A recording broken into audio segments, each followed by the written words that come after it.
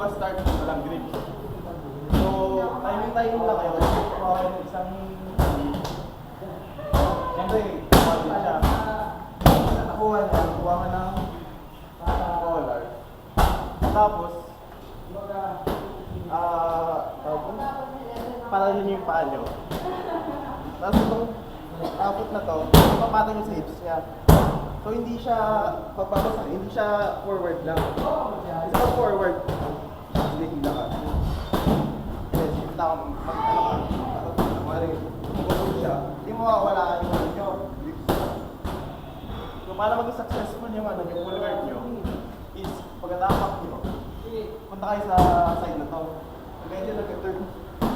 Ay kung lang gano'n. Or kung gusto nyo, pwede na kayo mag-butterfly guard or kung ano man. Pero ngayon, ano lang tayo. Close guard. Isa pa. Siyempre, kuha. Tapos, kuha pa. Sa hips. May mapunta doon para maka-balance siya.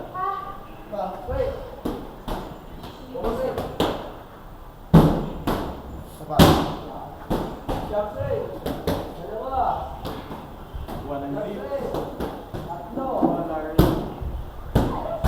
Tapos sa hips. Ito yung doon. Or kung ano, dito kayo. Dito kayo mag-return.